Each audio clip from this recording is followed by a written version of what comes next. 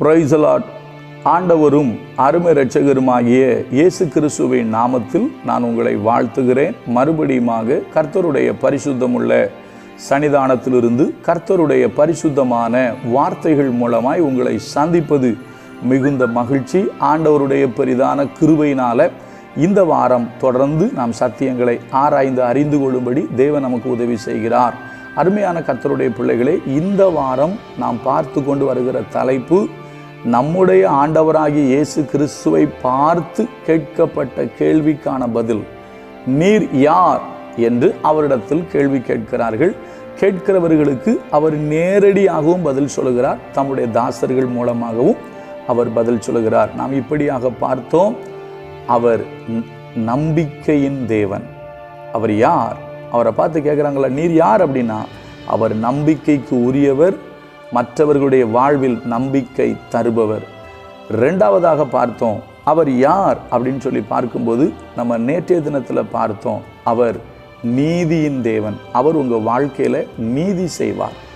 ஒருவேளை உங்களுக்கு அநியாயம் இழைக்கப்பட்டிருந்தால் அவர் உங்களுக்கு நீதியை கண்டிப்பாக சரி கட்டுவார். நீங்கள் தேவனுக்காக செய்த பிரயாசங்கள், பட்ட பிரயாசங்கள், நீங்கள் தேவனுடைய ஆலயத்துக்காக, ஊழியத்துக்காக, தேவனுடைய காரியங்களில் நீங்கள் எவ்வளவு அதிகமாய் செயல்பட்டீர்களோ அவ்வளவுக்கு அதிகமான பலன்களை கர்த்தர் உங்களுக்கு தருவார். ஏன்னா அவர் நீதி உள்ளவர்.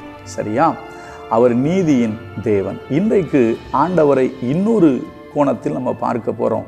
நீர் யார் என்று கேட்கிற மனிதர்களுக்கு பதிலாக நான் வாசிக்கிறேன் பாருங்க. நான் மறுபடியும் சொல்றேன், நம்பிக்கையின் தேவன் அப்படின்னு பார்த்தோம், நீதியின் தேவன் அப்படின்னு பார்த்தோம். இன்றைக்கு எப்படி பார்க்க போறோம்னா, மகிமையின் தேவன். அவர் யார்? மகிமையின் தேவன். நான் வாசிக்கிறேன் பாருங்க. அப்போஸ்தலர் நடபடிகள், அதாவது பழைய ஏற்பாட்டில் நடக்கிறத தான் ஸ்தேவான் தன்னுடைய பிரசங்கத்தில் எடுத்து சொல்றாரு. ஆபிரகாமுக்கு கர்த்தர் தரிசனமாவார் அல்லவா, அங்கே இந்த பேர் சொல்லப்படலை, ஆனால் புதிய ஏற்பாட்டில் அந்த பேர் சொல்லப்படுது. அது என்ன பேர் தெரியுமா? வாசிக்கிறேன். அப்போஸ்தலர் நடபடிகள் 7வது அதிகாரம் 2வது வசனம்.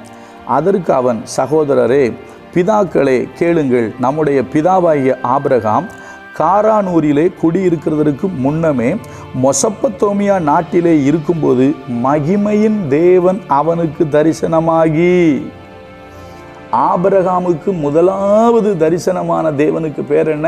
மகிமையின் தேவன். தேவனை அவர் இப்படி தான் அழைக்கிறார், மகிமையின் தேவன். ஆண்டவரே நீர் யார் என்று கேட்டால் அவர் சொல்லுவார், நான் மகிமையின் தேவன். எப்படிப்பட்ட தேவன்? மகிமையின் தேவன். நான் உங்களுக்கு இன்னொன்று சொல்கிறேன். ஆபிரகாமுடைய 99வது வயசில், ஆபிரகாமுடைய 99வது வயசில் கர்த்தர் சொல்லும்போது சொல்லுவார், ஆபிரகாமே, நான் சர்வ வல்லமை உள்ள தேவன் சொல்லுவார். எப்படி சொல்லுவார்? நான் சர்வ வல்லமுள்ள தேவன் சொல்லுவார். ஆனால் ஆதியாகமம் 12வது அதிகாரத்தில் கர்த்தர் ஆபிரகாமை அழைத்தது நமக்கு ஆபிரகாமோடு பேசியது நமக்கு சொல்லப்பட்டிருக்கும். ஆனால் காரானூரில் இருக்கும்போதே கர்த்தர் வெளிப்பட்டு சொன்னாராம், நான் மகிமையின் தேவன். அப்போ யோசிங்க, அவர் நம்பிக்கையின் தேவன், அவர் நீதியின் தேவன், அவர் மகிமையின் தேவன். நம்பிக்கையின் தேவன் என்ன செய்வார்னு சொன்னேன், அதே போல நீதியின் தேவன் என்ன செய்வார்னு பார்த்தோம், அதே போல மகிமையின் தேவன் என்ன செய்வார்னு பார்க்க போறோம். மகிமையின் தேவன் அப்படின்னா அது விவரிக்க முடியாத வார்த்தை. மகிமையை நான் ரெண்டு அர்த்தமாக மட்டும் சொல்லி எளிமையாக முடிக்க விரும்புகிறேன். ஒன்று, மகிமை, நம்ம க்ளோரி அப்படிங்கிறோம், அது ஒரு வெளிச்சம், அது ஒரு மகிமை. அதாவது அந்த மகிமை அப்படின்னா முழுவதுமாக வெளிச்சத்தினால் நிறைந்தது தான் என்னதுன்னா மகிமை. பரலோகத்துக்கும் ஒரு பேர் இருக்கு, மகிமை. சில பேர் சொல்லுவாங்கள்ல, அவர் மகிமைக்குள் பிரவேசித்தார். இயேசு கிறிஸ்து கூட மகிமையில் ஏறெடுத்து கொள்ளப்பட்டார் எழுதப்பட்டிருக்கும். அது ஒரு மகிமை, அதில் க்ளோரி, மகிமை. அடுத்தது, நம்முடைய வாழ்வு பிரகாசிக்கும். தெரியுமா? இன்னைக்கு நம்ம வாழ்க்கையை கர்த்தர் மகிமையாக வச்சிருப்பாரு. நம்ம வாழ்க்கையை என்ன படுத்துவார்? மகிமைப்படுத்துவார். உங்கள் வாழ்க்கை மகிமை உள்ள வாழ்க்கையாக இருக்கும். உங்கள் வாழ்க்கை இருண்ட வாழ்க்கையாக இருக்காது. உங்கள் வாழ்க்கை நொந்து போன வாழ்க்கையாக இருக்காது. நீங்கள் ஆண்டவருக்குள் வந்திருப்பீர்கள் என்று சொன்னால், நிச்சயமாக சொல்கிறேன், இருளான உங்கள் வாழ்வையை வெளிச்சமுள்ள வாழ்வாய் கர்த்தர் மாற்றுவார். உங்கள் வாழ்வு மகிமை உள்ள வாழ்வாக இருக்கும். வேதத்தின் அடிப்படையில் நிறைய சம்பவங்கள் இருக்குங்க.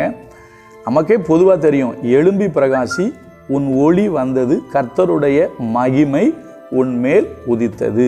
தேவனுடைய மகிமை. இதை பற்றி ஏராளமான வார்த்தைகளை சொல்லலாம். இஸ்ரவேல் புத்திரருக்கு கர்த்தருடைய மகிமை காணப்பட்டதுன்னு போட்டிருக்கோம். அதுதான் அந்த வெளிச்சம், ஒளி. அந்த ஒளி வார்த்தையால் விவரிக்க முடியாத ஒளி, அது மகிமை. பரலோகத்தையும் நம்ம அது கூட தான் சேர்த்து சொல்லுவோம். அதே போல் நம்முடைய வாழ்க்கையை அவர் மகிமை உள்ள வாழ்க்கையாக மாற்றுவார்.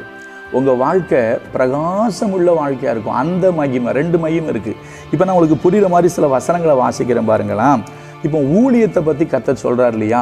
புது உடன்படிக்கையின் ஊழியத்தினுடைய மகிமை பழைய உடன்படிக்கையின் ஊழியத்தினுடைய மகிமையை விட மேலாக இருக்குமா? ஏன்னா மோசையினுடைய முகம் பிரகாசித்தது. ஐயா, உங்கள் வாழ்க்கையை பிரகாசிக்க பண்ண கர்த்தரால் முடியும். நான் படிக்கிறேன் பாருங்கள் அந்த வசனத்தை.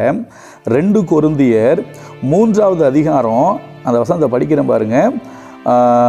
2 கொரிந்தியர் 3:7 வாசிக்கிறேன்.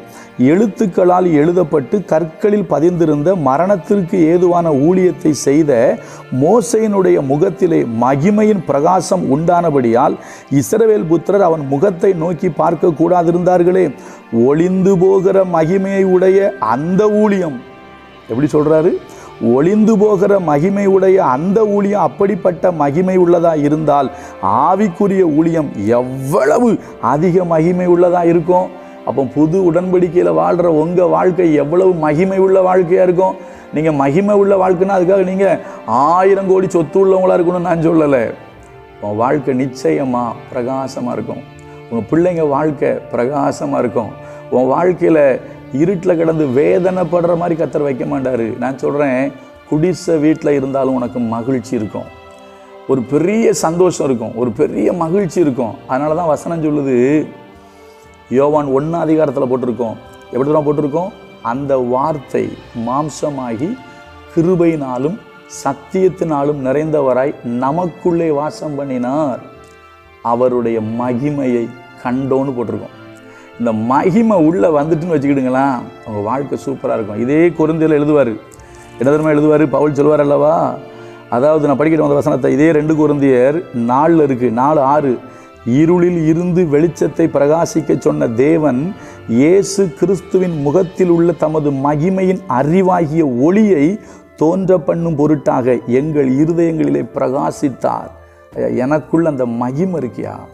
உங்களுக்குள்ள அந்த மகிமை இருக்கு. ஏன் தெரியுமா? அவர் மகிமையின் தேவன். என் கர்த்தர் மகிமையின் தேவனாக இருக்கிறதுனால எனக்குள்ள மகிமை இருக்கு, உங்களுக்குள்ள மகிமை இருக்கு. அப்போ உங்களுக்குள்ள அந்த மகிமை இருக்கும்போது என்னாகும் தெரியுமா? உங்கள் வாழ்க்கையை அவர் மகிமை உள்ள வாழ்க்கையாக மாற்றுவார். உங்கள் வாழ்க்கையை மங்கி போன வாழ்க்கையாக இருக்காது, உங்கள் வாழ்க்கை மகிமை உள்ள வாழ்க்கையாக மாறியே தீரும். ஏன் தெரியுமா? அவர் மகிமையின் தேவன். நீர் யார்? நான் நம்பிக்கையின் தேவன். நீர் யார்? நான் நீதியின் தேவன். நீர் யார்? நான் மகிமையின் தேவன். அவர் மகிமையை வெளிப்படுத்துவார். நமக்கு பொதுவாக சொல்லுவோம், நீ விசுவாசித்தால் தேவனுடைய மகிமையை காண்பாய். இயேசு கிறிஸ்து ஒரு கல்யாண வீட்டில் முதலாவது அற்புதத்தை செய்து தம்முடைய மகிமையை வெளிப்படுத்தினார். சொல்லிக்கிட்டே போனாங்க. நான் ரொம்ப எளிமையாக சொல்கிறேங்க, அவருடைய வெளிச்சம் உங்கள் வாழ்க்கையில் இருக்குங்க, அவருடைய மகிமை உங்கள் மேலே தங்குங்க. சரிங்களா? அது நிமித்தம் உங்கள் வாழ்க்கை மகிமை உள்ள வாழ்க்கையாக இருக்கும். நீங்கள் மங்கி போன வாழ்க்கை வாழ மாட்டீங்க. ஏன் தெரியுமா? அவர் மங்கி எரிகிற திரியையும் அவர் அணைக்காதவருங்க. யோவான் ஸ்நானகனுடைய வாழ்க்கையை பற்றி பைபிள் சொல்லுது, அவன் எரிந்து பிரகாசிக்கிற விளக்காரன் தான். மகிமையாக இருந்துச்சு. உங்கள் ஊழியம் மகிமையாக இருக்கும், உங்கள் பிஸ்னஸ் மகிமையாக இருக்கும், உங்கள் குடும்பம் மகிமையாக இருக்கும்.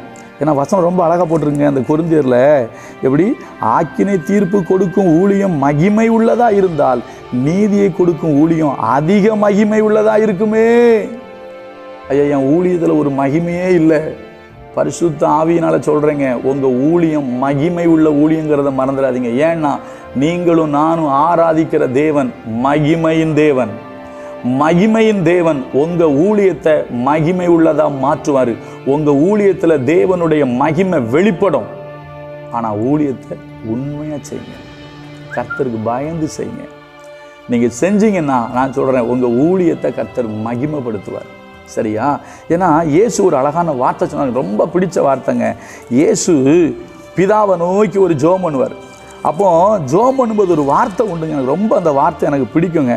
நல்லா அந்த வசனத்தை படித்து பார்க்குறீங்களா? நான் படிக்கிறேன் பாருங்கள், ரொம்ப அழகாக இருக்கும் அந்த வார்த்தை. நான் படிக்கட்டுமா? யோவான் 17வது அதிகாரம், யோவான் 17:22 அந்த வசனத்தை நான் படிக்கிற மாதிரி ரொம்ப அழகாக இருக்கும். யோவான் 17:22, நாம் ஒன்றாய் இருக்கிறது போல அவர்களும் ஒன்றாய் இருக்கும்படி நீர் எனக்கு தந்த மகிமையை நான் அவர்களுக்கு கொடுத்தேன். பா, இயேசு சொல்றாரு, நீர் எனக்கு தந்த மகிமையை நான் என்னுடைய சீஷர்களுக்கு கொடுத்தேங்கிறாரு. அப்போ இயேசு கிறிஸ்துடைய மகிமை உங்களுக்கும் எனக்கும் கொடுக்கப்பட்டிருக்கு. இயேசு கிறிஸ்து சொன்னார்ல, என்னுடைய சமாதானத்தை உங்களுக்கு தர்றேன்னு சொன்னார்ல, அதே போல அவருடைய மகிமையை நமக்கு தந்திருக்காருங்க. எவ்வளோ பெரிய பாக்கியம்! அதனால் ரொம்ப எளிமையாக சொல்கிறேங்க. இன்னொரு வசனம் கூட ஒன்று சொல்லி முடிக்கிறேன். அதாவது நான் உண்டு பண்ணின எல்லா ஜாதிகளை பார்க்கிலும் உன்னை கீர்த்தியிலும் புகழ்ச்சியிலும் மகிமையிலும் சிறந்திருக்க பண்ணுவேன். உங்கள் வாழ்க்கையை அவர் மகிமை உள்ளதாக மாற்றுவார். ஒருவேளை இருண்டு போச்சிங்க, ஒன்றும் இல்லை என் வாழ்க்கையிலன்னு சொன்னீங்கன்னா உங்கள் வாழ்வை கர்த்தர் மாற்றுவார்.